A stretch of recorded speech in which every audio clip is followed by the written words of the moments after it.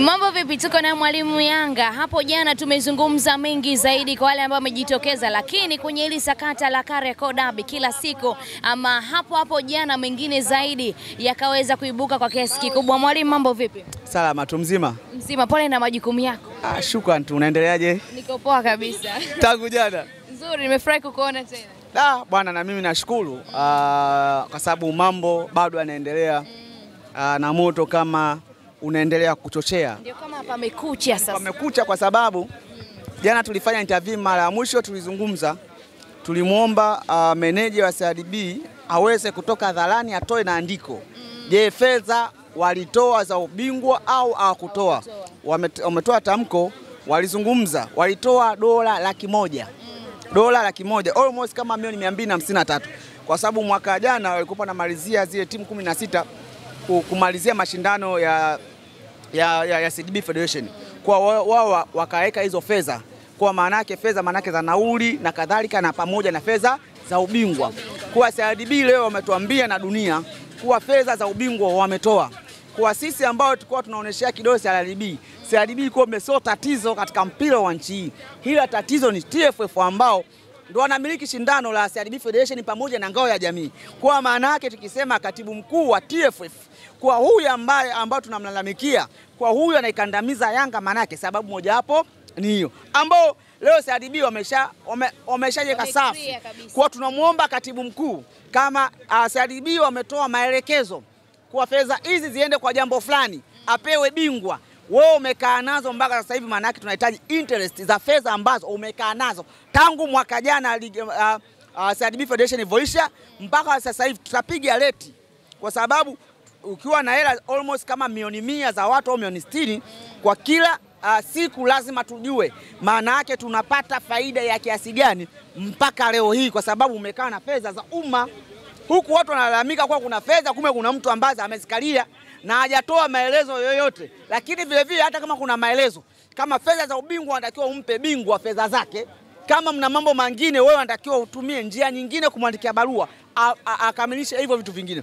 Lakini sio kukaa fedha za ubingwa na inachafuliwa kampuni kubwa kama benki ya CRDB Federation kwa mambo ambayo yako chini ya uwezo wa akili yao. Sasa ndio maana tukasema TFF waondoke na katibu mkuu katika hili, na hili maana yake imeonyesha zaidi kuwa tunalalamika kwa katibu mkuu katika ofisi yako barua zinavuja, mambo yako hovyo. Moja wapo jambo la hovyo ni kama la hili la fedha za ubingwa umezikalia tangu mwaka jana na hujatoa kwa mujibu wa CRDB ambao ni benki kubwa, na amejisafisha jambo kuna jambo moja au jambo lingine kutokana na hili sakata. Hawajataka kuonekana kwamba wao wanawajibika kwenye hili, wameweka wazi. Dunia imeshafahamu tatizo ni nani. Tatizo sio CRDB, tatizo ni TFF. Na tatizo TFF maana yake kuna katibu mkuu ambao ni kidau. Huyo ndio tatizo kwa mujibu wa CRDB. Kwa Tanzania msionyesha kidole benki ya watu, hapana, tatizo ni TFF. Na hii uchafu ambao tunasema ni lazima uondoke. Haiwezekani kama klabu kama Yanga unaweza kuizulumu JKN Gold, JKT Queens, Mtibwa Sugar, vilabu vidogo ambao vina sauti kama giant wa mpira wa nchi, baba wa mpira anazulumiwa. Wewe timu ndogo katika mpira nchi utafanyaje? Bila Yanga kutoa makucha, maana yake tungejua haya mambo. Kama Yanga kuna mpuzi mmoja alikuwa anasema eti Yanga inaweza kukandamizwa katika nchi. Sikiliza, Yanga imekandamizwa ndani ya nchi ndani ya miaka 4. Na hii inaonyesha kwa Yanga ilikuwa inakandamizwa. Yaani fedha zake halali mtu amezikalia. Na hii TAKUKURU mnakaa kimya. Yaani hapa mimi ndo ninashangaa TAKUKURU. Yaani TAKUKURU mnakaa kimya, kuna fedha ambazo za umma zimeenda, hao wamekaa nazo, ambazo hizo fedha wametoa na wale CRDB wametoa maelekezo. Hii ziende kwenye mechi, hii ziende kwenye nini, hii iende kwa bingwa. Mtu amekaa na fedha za bingwa mpaka leo. Yeye ni kama nani ambao CRDB wametoa?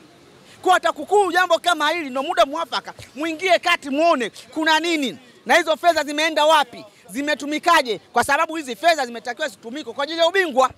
Suda naelewa? Kwa tunaomba TAKUKURU mtusaidie katika hili. Tunaomba TAKUKURU mje kuponya makovu na uchafu ambao unaendelea. Mje katika hili. Kwa sababu wamethibitisha CRDB kuwa TFF watoke hadharani wakatae kama hujapewa fedha. Na tuambie hizo fedha wamepeleka wapi? Kama hao wamesema fedha za ubingwa na bingwa hajapata, hizo fedha wamepeleka wapi? Hakuna calculation yoyote ambayo kusema Hizi fedha tumepeleka sehemu nyingine yoyote. Hizi fedha natakiwa apewe bingwa.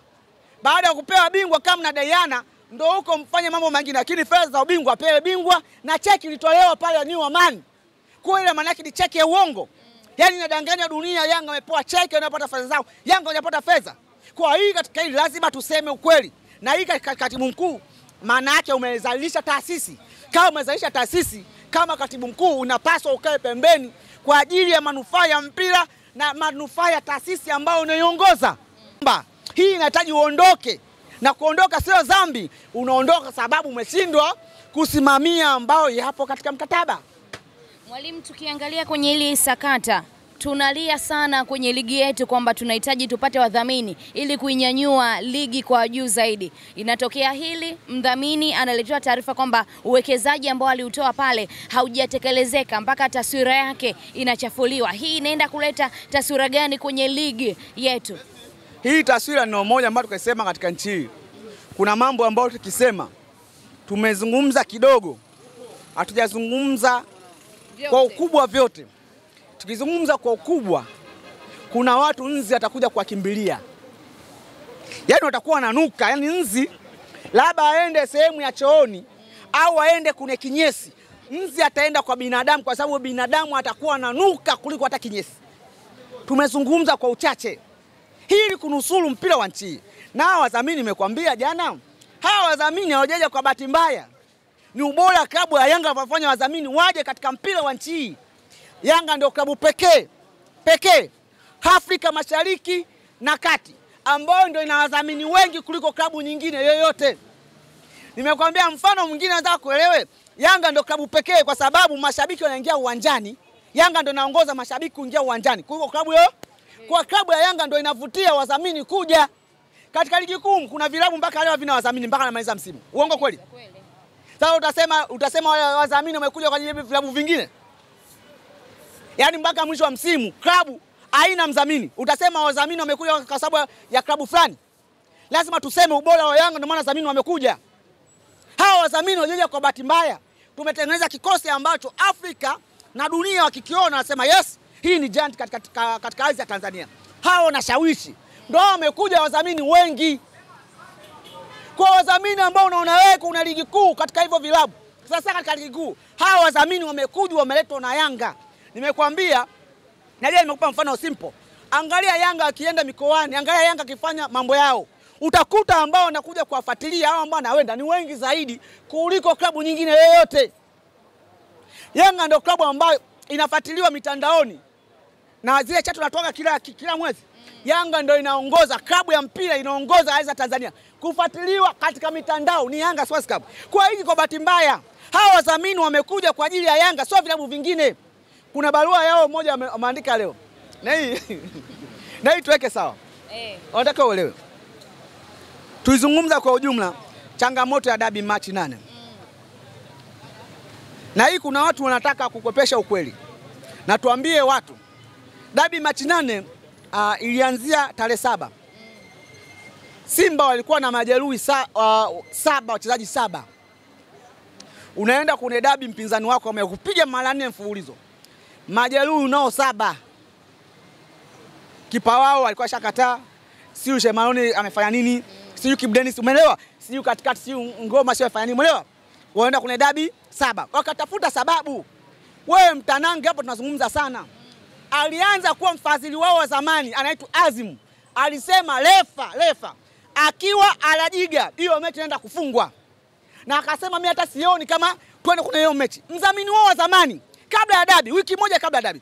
Msemaji wao akiwa airport akasema sisi dabi ya tarehe 8 hatutokei uwanjani. Nyie mkaona kama ni joke wakati kwa serious. Msemaji wa klabu kwa hao walitengeneza sababu. Ikatokea huyo kigogo akaambia kweli hiyo Machi 8 mkienda uwanjani kwa Yanga hii nyie mnapigwa dozen kabisa mnapigwa. Wakaandaa sinema ya kwanza wakasema tunafahamu pale katika uwanja Benjamin Mkapa kuna walinzi wa Suma JKT lakini kuna manager, si ndio? Na kulingana na dabi zote haijawahi kutokea dabi, mechi ya dabi mtu akaenda kufanya mazoezi siku moja kabla. Hii sinema tukienda pale hawa watatuzuia. Wakituzuia sisi tutapata sababu, utasema tumekosa haki yetu ya msingi ya kufanya mazoezi. Hiyo mechi hatutacheza. Sinema ikachongwa. Alafu waone kwa jinga. Wanatoka Bunju kwa wanaenda kule kwa na escort ya polisi. Wanafika mpaka pale, polisi wako mbele na gari wako mbele na escort ya polisi. Polisi wako pembeni. Baadaye sasa tukashangaa wanasema wamezuia geti. Wakati wenyewe kwa mujibu wa barua bodi ya ligi wanasema hawa Simba hawakuwasiliana na GS, General Coordinator wa mchezo. Hawakuwasiliana na meneja wa mchezo wala labda kamishna wa mchezo. Ambao watu ambao wanafanya hizo taratibu waweze kufanya mazoezi hajawasiliana na kwa huku bodi ya ligi ya kwa Simba kuwasiliana na bodi ya ligi. Wakijua kiwasiliana hawa watu satakuja. Wakili maana yake sataingia uwanjani kufanya mazoezi. Hiyo sababu ya dabi tarehe 8 tafadhali itakuwa wakavunja hiyo mawasiliano. Hili wapate sababu. Wakaenda pale wakakutana na Suma JKT. Wakasema hapa meneja yuko ndani. Meneja akapigwa simu. Kuna taarifa hizi na hizi kuna watu akasema ngono wasiane na watu wa juu. Akasema na TFF akamwambia bwana hao watu kama kweli basi wapi yake msingi. Meneja akafungua geti. Wale watu wamegeuza gari wameenda Bunju. Umeona hiyo sinema? Kwa geti lilifunguliwa. Video na kutumia zile video. Geti lilifunguliwa. Wale mabouncer ni uongo. Kuna jeshi la polisi wako mbele, wako pembeni ambako katika ule msafara. Zilitengenezwa sinema za uongo. Kumbe kuna kigogo ambaye ndo akasema au wasifunguliwe geti. Wakifunguliwa geti, maana yake emission itakuwa imefanya imekufa. Sio unapata hiyo picha? Nakuelewa. Wakadanganywa wa Tanzania. Saa 4 usiku bango. Hatutacheza mechi tumezuiliwa. Kumbe kuna mtu ambaye amesema geti isifunguliwe. Hii sinema imeanza wiki moja kabla imechorwa. Kesho yake bodi ya ligi kwa sababu wakujua wakaambiwa tu bwana wewe sikiliza. Mwenyekiti wa bodi ya ligi akasema mechi iko pale pale saa 4. Mwenyekiti baadaye saa 8 anawaambia acha utoto. Hii ni order. Aisha mechi. Mechi na hili? Lakini hii sinema imechorwa iko kote. Sasa Watanzania kadanganywa. Imeahirishwa mechi kwa ajili ya rushwa, imeahirishwa mechi kwa ajili ya viashiria vya uvunjifu wa amani. Kumbe sio kweli. Imeahirishwa kwa sababu ya kigogo. Watanzania wakafichwa huko. Na nyinyi waandishi mkakubali mkafichwa huko. Sisi tunasema sio kweli. Sababu ya kutofanya mazoezi kikanuni, huyu timu anatakiwa apewe adhabu, alipe na faini. Kikanuni iko hivyo. Hao wamepataje nguvu hizo za kusema tutaleta mechi uwanjani? Kanuni gani ambayo wamepewa mamlaka? Kumbe kuna kigogo juu yuko. Haya yote tumejua baada ya hili sakata. Sasa huyo kigogo kumbe ndo amealisha hiyo mechi ya tarehe 8 na tarehe 7. Kumbe ule kikao jana huyo kigogo ametajwa. Lakini bado hamjatuweka wazi. Sikiliza, mimi naomba siku moja bodi ya ligi. Mimi bahati mbaya mimi friji yangu ni bovu kuliko Alikamwe. Kwa unamfahamu. Sikiliza, naomba siku moja. Wasipomtaja nitamtaja. Potelea mbali. Siku moja. Wakimwaga mboga tunamwaga ugali. Na hapa siku moja. Kwa sababu tunafahamu kuwa hii mechi haikualishwa hizo sababu ambazo zilikuwa zinachafua nchi, yani zinachafua taswira ya mpira na nchi hii. Unaelewa? Unasingizia nchi hii kuna rushwa. Wawekezaji wanasema Tanzania kuna rushwa, kumbe hakuna rushwa. Kuna uvunjifu wa amani, watu wasije kuwekeza. Huo wote unatudanganya sisi ili weje. Ndio maana mama yangu mimi walikuwa wanataka kumpa dabi. Sasa mama yangu mimi sana vyombo akachunguza. Akasema acha utoto. Kuna mambo 1 2 na 3 msinipe jina langu mimi. Pale ndo akakosa nguvu. Sio unanielewa? Mambo akaharibika. Ndo akaharibika zaidi kwa sababu yani kuna mtu ambaye amefanya ameharibu ile dabi, alafu anataka kutumia jina langu la mama yangu mimi. Alafu useme dabi yake. Hii kuhalalisha uchafu wa huyu kigogo. Ungekubali? Ndio maana kuna wapuza kwa nasema hii dabi itaitwa dabi ya mama Mwalimu Yanga. Unaelewa? Hii kuhalalisha upuzi. Kwa kuna upuzi ambao umetendeka. Huyu alihalalisha ni kigogo wa Simba. Kigogo wa Simba. Nani huyo? Sikiliza. Nimekwambia jana. Wasipomtaja nimekwambia hivi, apati hata ujumbe nyumba 10 mwaka huu. Na hapa na Mungu ananisikia. Kuna mtu amefariki Machi 8. Huyu mtu ambaye amefariki una dabi. Sababu zote ni huyu kigogo. Unanielewa? Nakuelewa. Kwa hiyo hata bodi ya ligi wameshinda kuelewa kama kuna mtu alifariki katika Machi 8. Huyu mtu amekuwa mwanamke, amekuwa mjane, ana watoto ambao amebakisha kule Mbeya. Unashinda kufahamu kama mtu alifariki kwa mpuuzi mmoja ambaye amesema dabi yailishwe. Yeye ni nani katika nchi? Ndio maana tukasema msipomtaja, na nimepata taarifa kwa ripoti wanataka kuitoa, lakini wataje baadhi ya maeneo. Sikiliza, kabla hujataja baadhi ya maeneo, tutataja maeneo yote ya hiyo ripoti. Sio ripoti nusu nusu. Sisi ni watu wazima. Nimekwambia hivi, katika nchi hii Dr. Mama Samia Suluhu Hassan kajenga shule za kata kila kona ya nchi hii. Watanzania 98% kwenda juu angalau wana elimu ya form 4 na kuendelea juu. Hakuna mbumbumbu katika nchi hii. Yaani utegemee Mtanzania utamdanganya mambo ambayo maarifa yake ya kutosha, ameenda shule ya kata apata maarifa ya kutosha. Sio wapuuzi kiasi hicho. Wao wanajiona kama wao una maarifa kuliko Tanzania. Sio kweli. Nchi malazi ujinga ishaondokana. Watu wamesoma na wanajua maarifa, wanajua vya kutosha. Wasitupoteze katika. Lakini jambo la mwisho tuzungumze. Kuna mmoja amezungumza leo kuhusu katibu mkuu. Hii sinema waweza kuelewa. Mtanangi kaangalie mechi ya Singida Black Star na Simba hapa. Nilishuhudia live. Yule ambaye kwa anamuongoza kutoa risasi. Yule nimekwambia anaitwa Ali Ruvu. Ali Ruvu ni meneja kitu wa Taifa Stars. Shemeji yake, dada yake ameolewa na katibu mkuu Kidau. Kazito. Unaelewa? Yaani aliyemtoa risasi pale ambao kwa anataka kupigwa na makopo ni meneja kitu wa Taifa Stars. Ali Ruvu. Dada yake wa tumbo moja ameolewa na katibu mkuu. Unapata picha gani? Tuambie Watanzania unapata picha gani? Sikiliza, kuna uchafu tukianza kuzungumza, nimekwambia. Wakipita mtaani hata nzi wakipita mtaani atakuwa ni mzoga. Yaani kuna pamechafuka. Cha muhimu waondoke madarakani. Hiyo ndio cha muhimu. Cha muhimu waondoke. Wasipotaka tutaanza moja baada ya nyingine, kwa sababu hapa ni robo ambao uchafu ambao tunaujua. Nchi haiwezekani. Yaani wewe ukasema ni mkubwa kuliko taasisi. Wewe ni mkubwa kwa mambo ya hovyo ambayo mnayatenda hapa. Na kuna skendo nyingi zipo. Tutakuja skendo ya Dubai. Hiyo tumeikaa. Tumeweka kwenye faili. Sio unaelewa? Kuna skendo ya Dubai ambayo tumeweka kwenye faili. Ipo. Inamhusisha nani? Hiyo tulia. Wakijibu tu. Yaani wakijitekenya tu, waambie watulie, sindano ingie na dawa izame. Wakijitekenya tu. Kimeumana. Wakijitekenya tu, sindano tunapoingiza watulie hivyo, dawa izame. Akitikisa kidogo sindano itakatikia, tutatusumbua madaktari. Waambie watulie. Huu uchafu tunao hapa tunafanya timing. Wakisha si unanielewa? Hiyo ambao ndo habari ya mjini. Kwa Watanzania wasidanganywe kuwa Machi 8 sababu zao zotaja ni za uongo.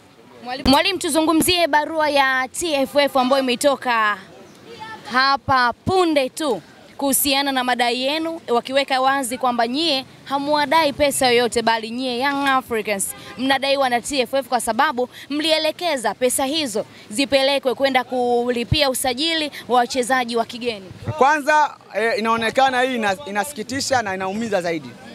Kwa TFF wanatakiwa toe barua ambayo ya Yanga imesema fedha za CRDB Federation bingwa, zile fedha za ubingwa zipelekwe katika hizo ambao madai wanadai wao. Watuonesha hiyo barua. Sikiliza, hii ni propaganda ambayo wanatengeneza. Tunahitaji watuonesha hiyo barua ambayo Yanga amepeleka, amesema fedha za bingwa CRDB Federation ziende kukatiwa hizo ambazo wanazozidai. Sikiliza, hawa tumewabana na wanafahamu kama tumewabana katika hii hengo. Watuonesha hiyo barua. Kama kweli ambao wanaonekana wao ni wasafi, waonesha hiyo barua. Hiyo maana kiujumla kuwadanganya Watanzania, na Watanzania hawezi kudanganywa design kama hiyo. Kama kweli wao ni wasafi, waoneshe barua ya tarehe fulani namba fulani ambayo imesema bingwa CRDB Federation akiwa Yanga hizo fedha ziende kukatia hivyo vibali ambao wanadai wao. Sio kweli. Sio kweli. Na mimi nataka niombe uongozi wa Yanga katika hili mtoke hadharani, kwa sababu hawa watu wanataka kuaminisha uongo jamii.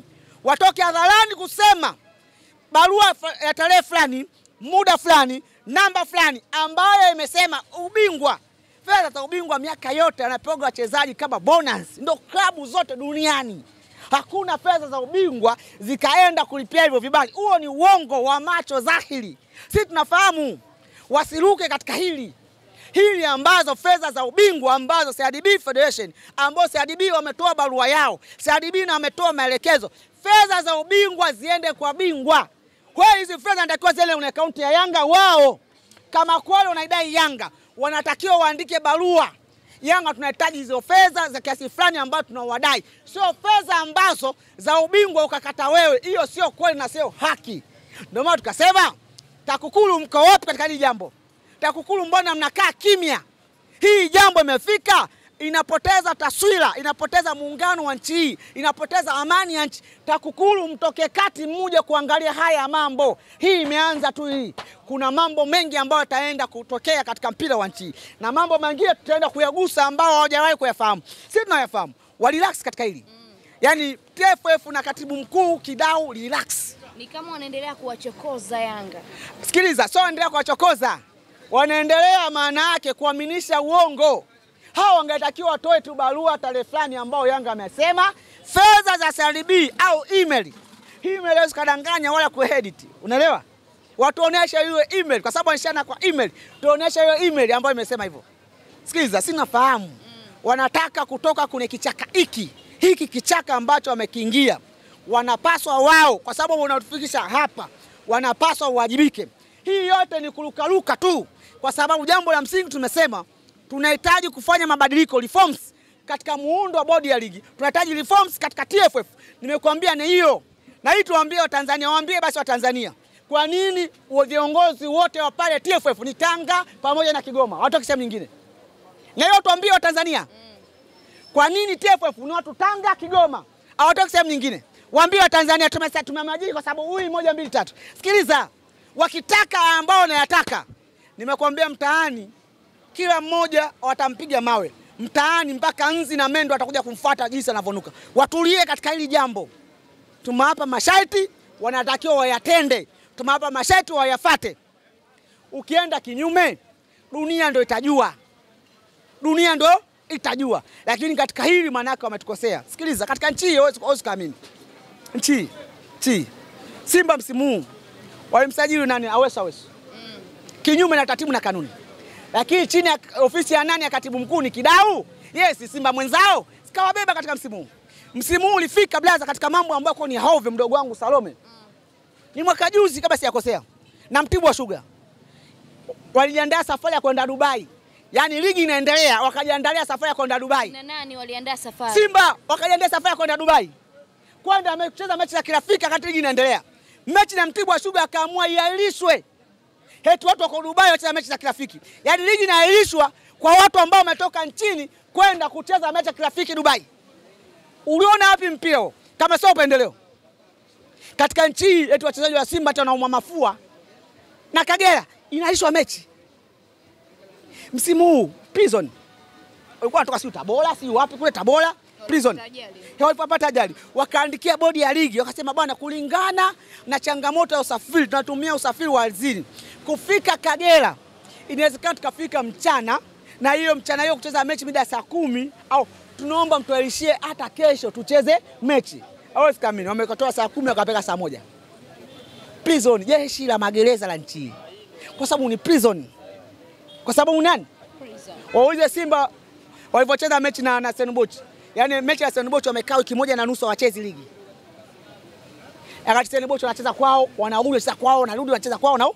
Sikiliza. Hao tunazungumza, tunataka kuyaponya mpira wa nchi na tutasaidia mpira wa nchi. Shukrani. Asante mwalimu. Mwanangu wewe